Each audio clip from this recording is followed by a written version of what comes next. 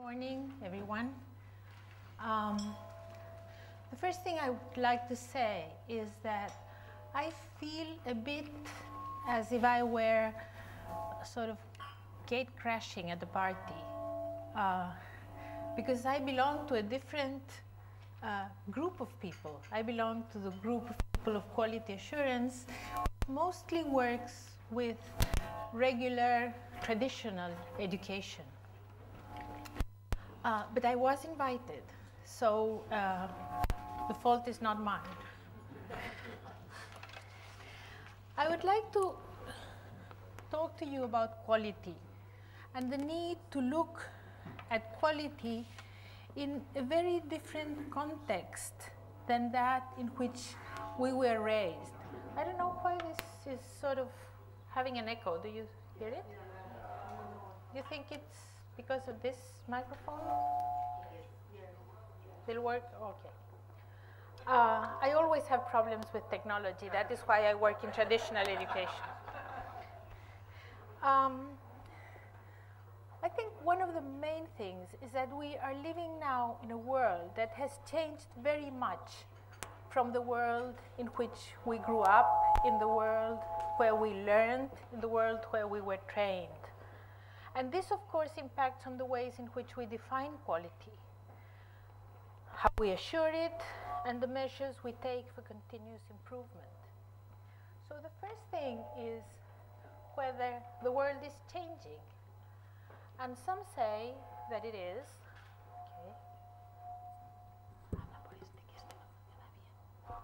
Okay.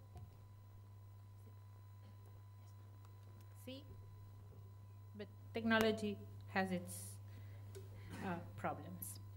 So the first question deals with the changes in the world, and after living 500 years in the shadow of Columbus and his discovery that the world was round, now we're being told it's flat. But what does that mean? What makes the world flatter? The first thing is that there is a growing need for skilled, highly skilled and educated workers, and the link between educated manpower and economic development. And this means that for countries, education and tertiary education and higher education have become essential aspects, not only for the educational sector, but for the whole country. This is linked to the expansion of secondary education systems, which brings many more people to the threshold of tertiary education. And of course, the links to the international system, mobility, outsourcing. We heard this morning about the ways in which poorer countries can become more competitive through inexpensive labor. But that means also trained labor. And of course, the increasing democratization and development of science and development. So these changes in social structure and the organization of society, of course, have an impact on higher education. And we very seldom think about that. We not always realize how higher education must change. And what has happened? The first thing is the expansion of tertiary education systems. We now have huge numbers of students, but having lots of students doesn't just mean more students, it means different students. And we need to realize that. And probably one of the areas where this realization has been more obvious and effective is in the world of distance education. And I think we from the quality assurance world need to realize that and take that into account and learn from what you have already learned. This means, of course, and that is very closely linked to that, these new funding arrangements where governments are not the ones who put in most of the money. I come from a country which has carried that to the extreme. In Chile, public funding is about 25% of the total cost our society spends in higher education. And I think that is too low, but on the other hand, it shows a very strong commitment on the part of the population with higher education. But these new funding arrangements impact on the way in which higher education is handled, is managed, and is developed. And because of that, there is an increasing focus on accountability and performance. Our Minister of Finance at some point said that universities were like black holes and that they just swallowed all the resources that were available, always demanded more, and didn't really give any account of how they spent those resources. So, but now that is no longer socially acceptable.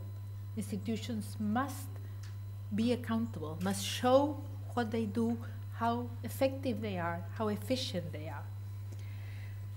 There's also new forms of institutional governance and an increasing need for global networking, for mobility, for collaboration.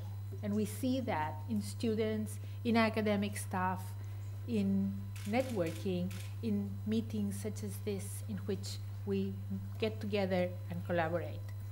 But this shows us that there is an increased diversity of higher education systems. And higher education systems, which started out looking very much the same, now are very different around the world. And that is, I think, a very interesting thing to see. But what are the challenges? One is, in terms of teaching, there is a need to redefine teaching. And we were talking during the coffee break about the differences in the way in which we were taught and the ways in which students need to be taught. And that reminded me of our keynote speech today, where there is a need for innovation, there is a need for change, and the important thing is to be able to realize where are those needs and how to address them. And but also it shows there is a big challenge, because for many years in universities the important thing was research. I remember talking to the rector of a very prestigious US university, and he said, half jokingly, well, in this university we punish the bad researchers, we send them to teach. I don't think anyone would dare say anything like that today. So teaching has become the central business of many higher education institutions, and that means the need to revalue the ways and reassess the ways in which academic staff are assessed, how the function is performed, how to really measure quality in teaching. And probably it is more about the quality in learning rather than quality in teaching.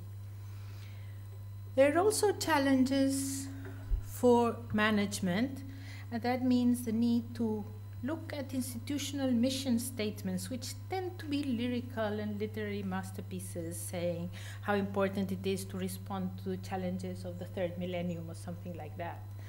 But now I think they have to be revised and specified in terms of the ways in which they can impact on what a higher education institution actually does. As I said before, the new sources of funding and the requirements for accountability are also challenges that managers in higher education institutions must take into account, because they are now required, institutions have to show the ways in which they fulfill and meet their goals. And of course, the needs to consider both the competitiveness and the collaborative arrangements that emerge from globalization, from integration, and so on. So these are different challenges that must be taken into account from the point of view of quality and quality assurance. And I would invite you to look at what I'm going to say from the point of view that I think quality in higher education is inseparable from the challenges that emerge from social needs and demands. And because higher education's role is really to serve society. And as we heard this morning, to improve on the sustainability of the planet and the well-being of people. And quality assurance has as its role to serve higher education. We don't always do that, but that's when we go wrong. So, what are the implications then of a flatter or changing world for higher education? One of the first things I would like to say is that if you will look at tertiary education systems, we see that one of the aspects that is closely linked to quality is diversity. And that is obvious because it enables institutions to respond to a wider range of needs, it stimulates mobility and provides opportunities for innovation. But at the institutional level, diversity is not at all encouraged. It is still a tradition which is most important for different reasons. And what are the barriers to diversity at the institutional level? Because that is where we work. Why is it we seem to be pushed towards conformity, towards traditionalism? Why? Because one of the barriers is policies. Policies, governmental policies, institutional policies, higher education policies tend to treat all institutions in the same way and tend to apply the same rules, the same regulations, the same requirements. There is also another barrier is imitation. Everyone wants to be like the best university in the country, which, of course, it sounds nice. I mean, every university in Chile wants to look like Universidad de Chile, every university in the world wants to look like Oxford or Harvard. But that is just as stupid as if all women wanted to look alike, and if I looked at me in the mirror every morning and said, well, hey, I don't look like Jennifer Lopez, what should I do to... Hopeless, of course, but anyway. And conservatism, and academics excel at being conservative. So, in this context, what I would like to point out is that quality assurance mechanisms are very prone to fall under these three aspects.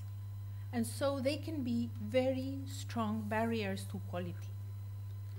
And my views come from quality assurance agencies looking at traditional higher education, but I think it can be definitely looked at from all different perspectives, and I urge you to look at it from your perspective.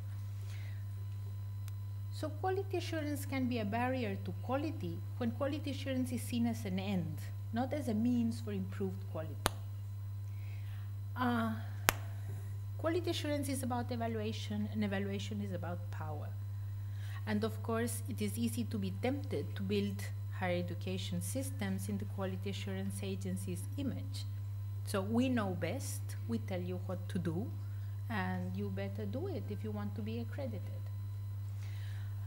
So quality assurance systems need to learn about the system, to be in touch with international developments, with good practice.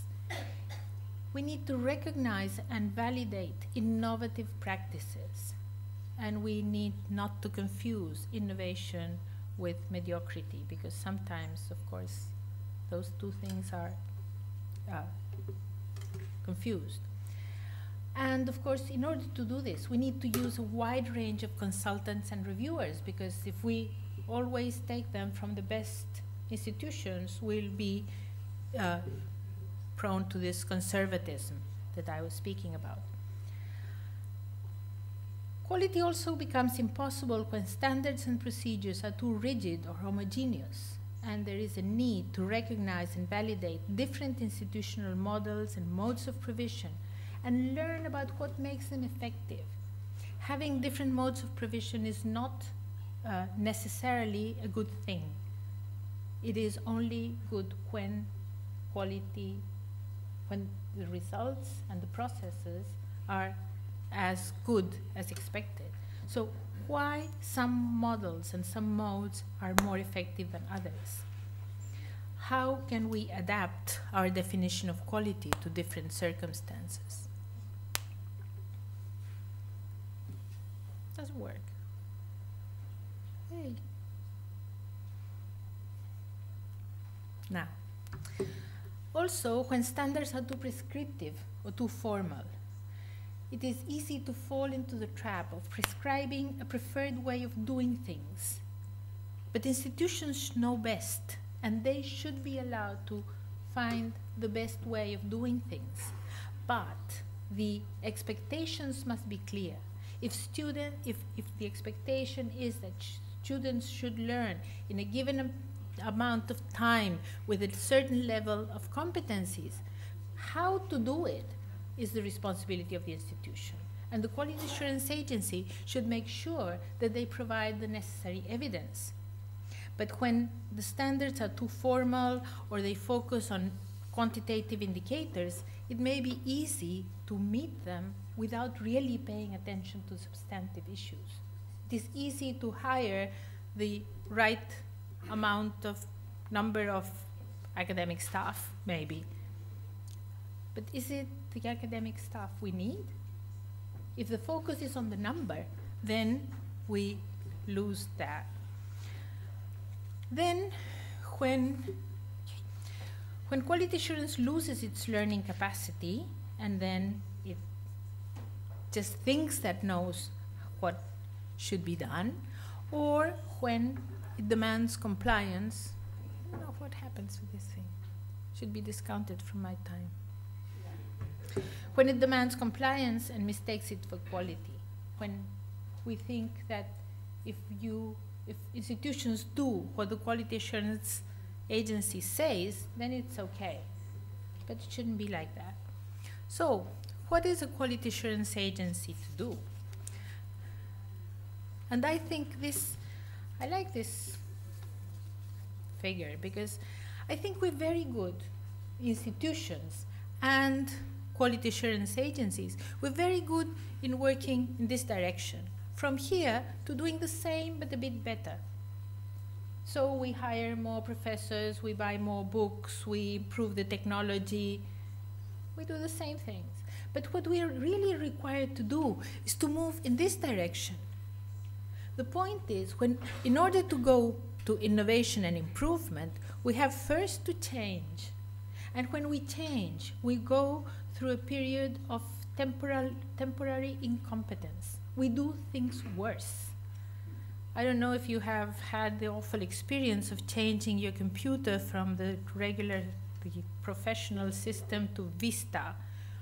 It was a nightmare. And for a while, I thought I would have to have one of my grandchildren sitting next to me all the time. But eventually I learned. And now I'm able to use it and to use it well. But to move from the previous situation to a new and improved, supposedly improved situation, I had to go through a period of incompetence. And that is very important for quality assurance agencies to understand. When you change something, at the beginning, it's not going to be better, but it is necessary. So you need to have this period of adjusting to change and being able to take change into account. So, what I think quality is about is the promotion of the institutional capacity for self-regulation. Quality is the responsibility of the institutions. It is not the responsibility of the quality assurance agency. Quality assurance agencies provide public information, show the public what has happened, but the actual responsibility for quality lies in your hands. And what should a quality assurance agency do? To promote and assess whether there's clear purposes and goals, so you know where you're going, that policies and mechanisms are consistent with those purposes and goals, so that you know how you're going to get from here to there, where there's links between self-assessment and planning, because for years we had self-assessment completely separate from planning. So we had these very small, specific improvement plans coming out of quality assurance processes. And then there was the institutional strategic planning, of course, and no one paid attention to the improvement plans. They just fit in whenever it was possible, but the real things happened in the institutional level. Now we have to link them. We need to link whether the institutions have appropriate links between planning and resourcing, whether an institution knows whether it is doing a good job or a bad job, and how to feed back into the next cycle of planning. So if an institution does all these things, then it's doing fine. And that's the job of the Quality Assurance Agency. But it is important to work with the institutions.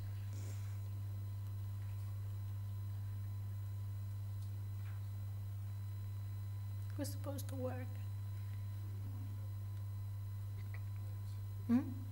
¿A dónde? Eso. Gracias. ¿Ves? I'm finishing. This is the last one.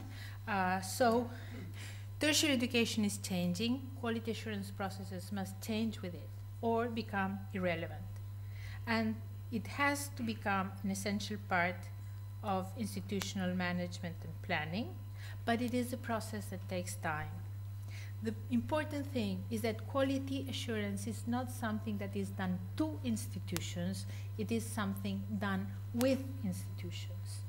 And unless we do that, unless we learn to trust higher education institutions and to help them improve themselves, then we won't be doing a good job for quality. So thank you for this opportunity of sharing these thoughts with you. And okay, thank you.